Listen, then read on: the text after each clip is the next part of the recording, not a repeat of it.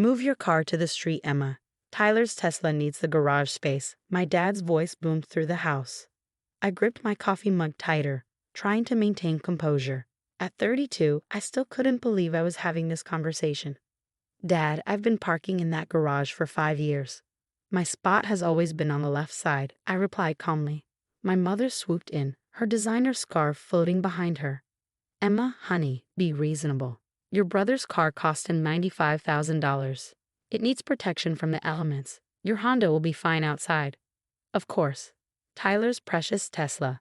Just like Tyler's precious gaming room, my former bedroom.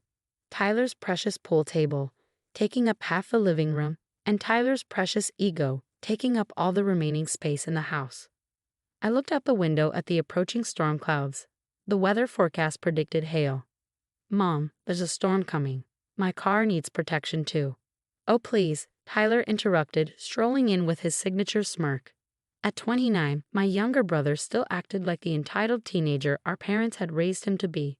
It's just a Honda Civic. Besides, I pay rent here. That gives me priority. I almost choked on my coffee. You pay rent? Since when? Started last month, he said proudly. $500. That makes me more of a tenant than you. Our mother beamed at him like he just announced he cured cancer. See, your brother is being responsible. Now be a good girl and move your car. I set my mug down slowly, years of frustration bubbling beneath my calm exterior.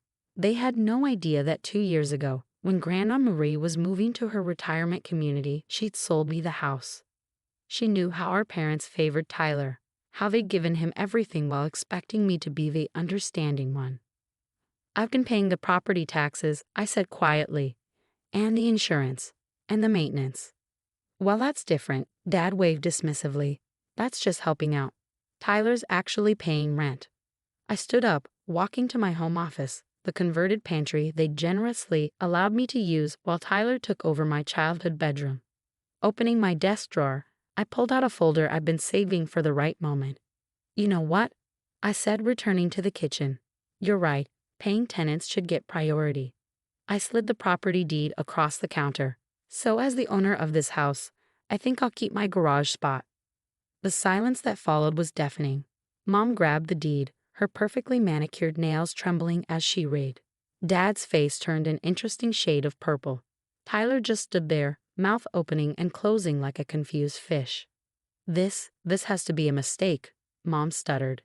Randall would never. Grandma sold me the house 2 years ago, I said calmly. She knew I'd been saving up. She gave me a fair price, and I've been managing it ever since. I just never saw the need to mention it since everyone was so comfortable with the existing arrangements. But, Dad sputtered, why didn't you tell us? I smiled, remembering all the times they dismissed my achievements, minimized my contributions, and prioritized Tyler's whims. I guess I was just being a good girl and not making waves. But now that we're talking about tenant rights. The storm outside was getting closer, thunder rumbling ominously. It felt appropriate somehow. You can't do this, Tyler protested. This is our family home. No, I corrected him, it's my home. And we need to have a serious discussion about new rental agreements. But first, I picked up my car keys. I need to make sure my car is safely parked in my garage. The forecast mentions hail. The next morning, I woke up to chaos. The hailstorm had been brutal, leaving visible dents across Tyler's precious Tesla. He stood in the driveway, practically in tears, while our parents tried to console him. This is your fault, he shouted when he saw me. If you hadn't been so selfish about the garage. I sipped my coffee, watching from the porch. You know, as your landlord, I should mention that tenants are responsible for their own vehicle protection. Landlord? Mom's voice was sharp. Emma, stop this nonsense right now. This is your family.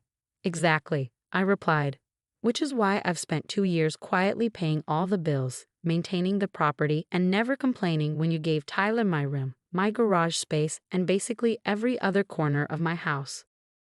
Dad stepped forward, adopting his reasonable tone, the one he always used when trying to manipulate situations. Princess, let's discuss this rationally. Your grandmother clearly didn't understand what she was doing. I have the sales contract, Dad, and Grandma's lawyer as a witness. She knew exactly what she was doing. I pulled out my phone, showing them the text from Grandma from 2 years ago. They'll never appreciate you until you stand up for yourself, sweetheart. Make me proud. Tyler, still frantically examining his car's dents, spun around. This is bull. I've been paying rent. $500 a month for a 5-bedroom house in this neighborhood. I laughed. That wouldn't even cover the property taxes. Want to know what market rate is for a room here? Mom's face paled. She knew exactly what rentals cost in our upscale area. You wouldn't. $2,000 a month is the going rate, I said calmly, plus utilities. That's what other homeowners charge in this neighborhood. I've done my research. $2,000, Tyler sputtered. That's insane. I can't afford that. Then maybe it's time to find your own place, I suggested. I hear there are some nice apartments across town with covered parking. Dad tried a different approach. Emma, honey, you're not really going to charge your own brother market rate, are you? After all we've done for you. That was rich. After all they've done for me, like constantly diminishing my achievements or turning my childhood home into Tyler's personal playground. You're right, Dad. Family is important. So let's talk about how for the past 2 years I've been subsidizing everyone's living expenses. The new water heater last summer, the roof repairs in spring, the property taxes that somehow never got mentioned when you were praising Tyler's measly $500. Mom at least had the grace to look embarrassed. She'd always known about these expenses. She'd just chosen to ignore them, like she ignored anything that didn't fit her perfect family narrative. I've drawn up new rental agreements. I continued pulling papers from my bag. You all have 3 options: pay market rate, find new accommodations, or we can sit down like actual family and have an honest discussion about respect, boundaries, and fair treatment. This is ridiculous, Tyler snapped. Mom, Dad, tell her she can't do this. But our parents were quietly reading the rental agreements, reality finally sinking in. The property laws were on my side, and they knew it. 2 weeks, I said firmly. That's how long you have to decide. In the meantime, Tyler, your Tesla might fit under the carport I had installed on the east side of the house. You know, the one you all called a waste of money last month. As I turned to head inside, Mom caught my arm. Why didn't you ever say anything? About buying the house, about all the expenses. I really looked at her, seeing a moment she finally began to understand. Would you have listened, Mom? When have any of you ever really listened to me? The silence that followed spoke volumes. Behind us, Tyler was still ranting about his car. But for the first time, our parents weren't rushing to soothe him. Instead, they were looking at me like they'd never seen me before. I'll be in my office, I said. The real one upstairs, not the pantry. I think it's time I took back my old room. Let me know when you're ready to talk, really talk. As I walked away, I heard Dad mutter. Marie knew exactly what she was doing, didn't she? Yes, Grandma certainly did. And finally, so did I. The next 2 weeks brought changes nobody saw coming. Tyler, faced with the reality of market rate rent, launched into what Mom called his adjustment period. A nicer term for constant tantrums. He slammed doors, made passive-aggressive comments during dinner, and tried rallying relatives to his cause. But something unexpected happened when he called Grandma Marie to complain. Your brother called me in quite a state, Grandma said during our weekly video chat. Wanted me to explain why I betrayed the family by selling you the house. Her eyes twinkled with amusement. I told him it was simple. You were the only one who ever visited me without wanting something. I smiled, remembering our Sunday afternoons together, looking through old photos, sharing stories, and just talking. How did he take that? About as well as your father took it when I reminded him who paid for Tyler's Tesla down payment. She winked. Sometimes the truth hurts, sweetheart. But it's necessary. That revelation sparked the first real family meeting we'd had in years. Mom and Dad sat at the kitchen table, looking uncomfortable as I laid out years of financial records. You gave Tyler $50,000 for his car down payment? I asked Dad, while telling me I needed to learn financial responsibility when I asked for help with my student loans. Mom fidgeted with her coffee cup. We just wanted to support his ambitions. And my ambitions didn't matter.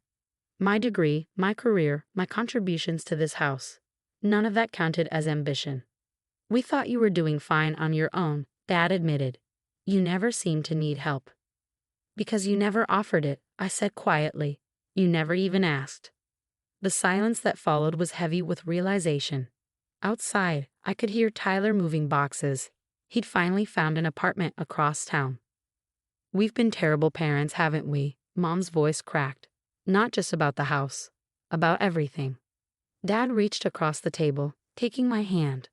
I keep thinking about all the times you achieved something amazing. Your promotion last year, your community service award, even buying this house, and we barely acknowledged it. But Tyler gets a new job, and we throw a party. Do you know why Grandma sold me the house? I asked. They shook their heads. She said someone needed to see my worth, even if it wasn't my own family. She knew I'd take care of the place, honor its history, make it a real home. Mom wiped away tears. She was right. Look at everything you've done here. The repairs, the improvements, even that carport we criticized. You've taken better care of this house than we ever did. I'd like to take better care of our family too, I said. But things need to change. A week later, we had a different kind of family dinner. Tyler came, having moved into his new apartment and experienced his first taste of real independence. He was quieter now, more thoughtful. My landlord wants first and last month's rent, plus security deposit, he mentioned, pushing his food around. And the covered parking is extra. Welcome to the real world, I said, but without malice. How's the job hunting going? I have an interview tomorrow. Not as prestigious as my last job, but, he paused, it's a start. Mom and Dad stayed in the house. We worked out a reasonable rent that covered their share of expenses. More importantly, we established boundaries. My old room became my home office, the garage remained mine, and family decisions became actual discussions rather than assumptions. You know what's weird? Tyler said one Sunday afternoon, months later, he'd stopped by to help me install new garage shelving. His idea, surprisingly. I hated you at first when you showed us that deed. But now, I think I needed this. I handed him a wrench. Needed what? Reality. Consequences. Growing up, he shrugged. My apartment's tiny and my car's still dented. But I'm figuring things out. On my own, for once. Grandma Mary came to visit that Christmas. She looked around at the changes, not just in the house, but in us. Tyler, more mature and actually contributing to conversations rather than dominating them. Mom and Dad, finally seeing me as an adult with achievements worth celebrating.